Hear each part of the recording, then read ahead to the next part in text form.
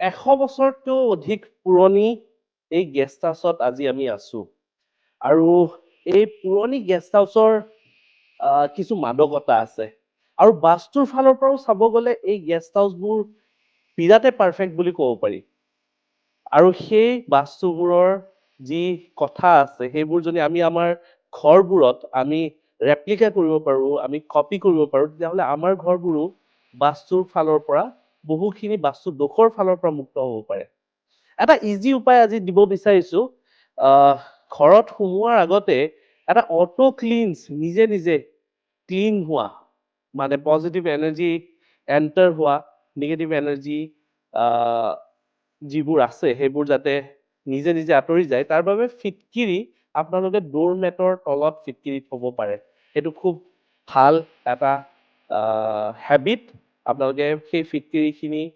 সপ্তাহৰ মূৰত বা মাহৰ মূৰত আপোনালোকে সলনি কৰিব আৰু সেই ফিটকিৰিখিনি বাহিৰত পেলাই দিব প্ৰথম কথা দ্বিতীয় কথা চিলিংবোৰ ইয়াৰে চিলিংবোৰ এইবোৰ ঘৰৰ চিলিংবোৰ আমি দেখিছো বহুত হাইটত আছে আৰু হাইটত থকাৰ কাৰণে বাস্তুৰ ফালৰ পৰা বহু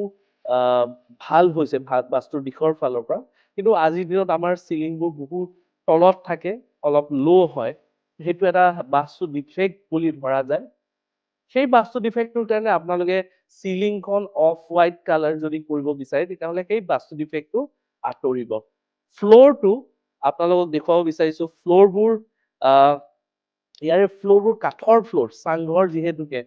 বাংলোবোৰৰ ফ্ল'ৰবোৰ কাঠৰ ফ্ল'ৰ হয় আৰু এই কাঠৰ ফ্ল'ৰ হোৱাৰ লগে লগে কাঠে নিগেটিভ এনাৰ্জি এবজৰ্ভ কৰে সেয়েহে আমি যদিও কাঠৰ ডাইৰেক্টলি অৰিজিনেল কাঠৰ আমি ফ্ল'ৰ দিব নোৱাৰো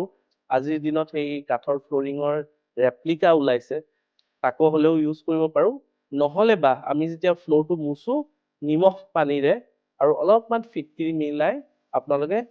প্ৰত্যেক দিনাই ঘৰটো মুচা আৰম্ভ কৰিব দেখিব যে আপোনাৰ ঘৰৰ পৰা যিখিনি নিগেটিভ এনাৰ্জি আছে সেইখিনি লাহে লাহে বাহিৰ হ'ব ধন্যবাদ